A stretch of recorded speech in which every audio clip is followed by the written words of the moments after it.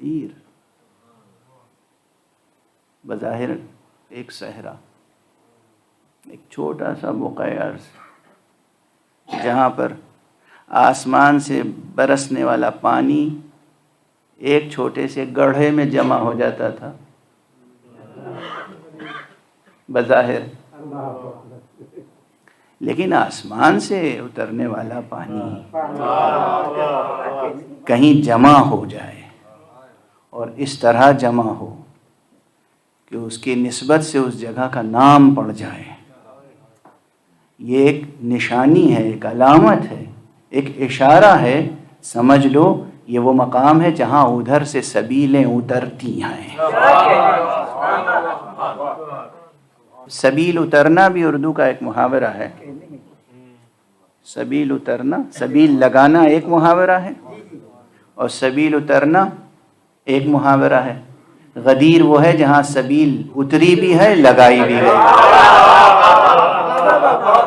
کیا حسین منظر تھا غدیر کا، اور کیا ممبر تھا غدیر کا، اور کیا دامن تھا غدیر کا، اور کیا خیمے تھے غدیر کے، اور پھر اس خیمے کی عظمت جس میں امیر المومنین بحکم پیغمبر بیعت لینے کے لیے بیٹھے تھے اور ساری امت اس خیمے کے گرد کھڑی تھی اس انتظار میں کہ اب ہماری منزل قریب آ جائے، اب ہماری باری آئے تو ہم السلام علیک یا امیر المؤمنین کہہ کر دست مولا پہ بیعت حق کر سکیں۔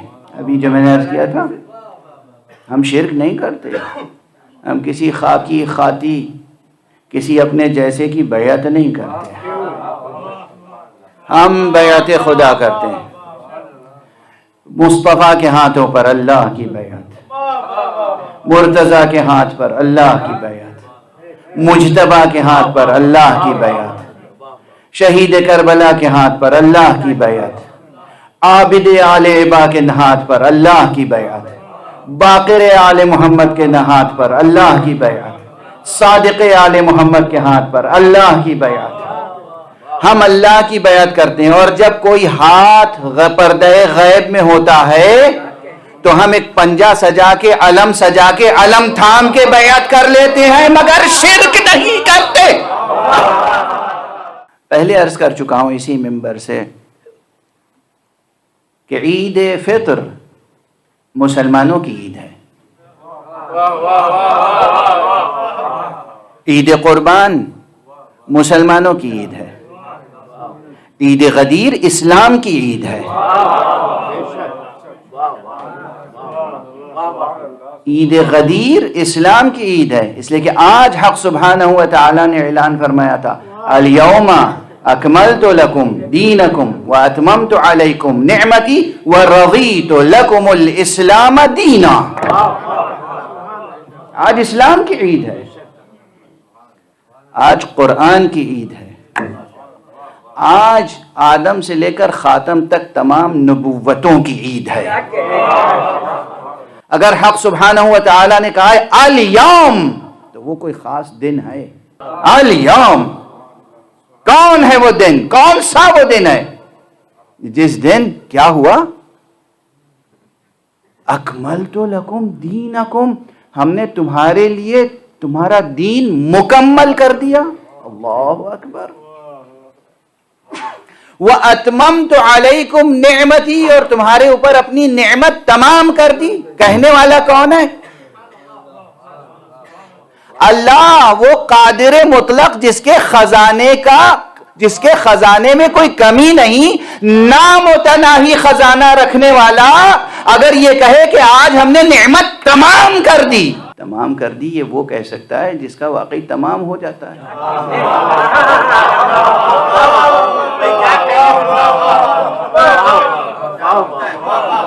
ارے وہ پروردگار جس کی ذات نامتناہی، جس کے اسما نامتناہی، جس کے صفات نامتناہی، جس کی قدرت نامتناہی، جس کا خزانہ نامتناہی، جس کی نعمتیں نامتناہی، وہ اگر یہ تعبیر اختیار فرما رہا ہے کہ آج ہم نے اپنی نعمتیں تمام کر دی،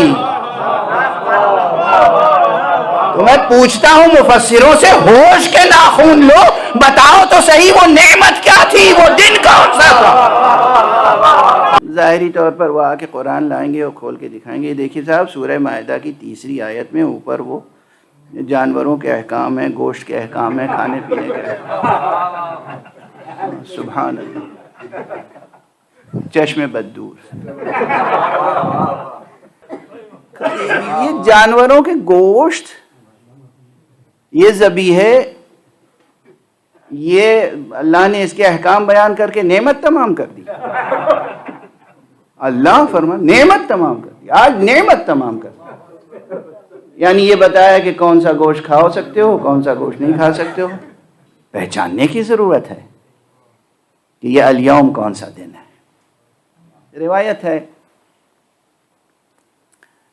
ہے کہ ایک مسلمانوں کے ایک دربار میں، مسلمانوں کے ایک حاکم کے سامنے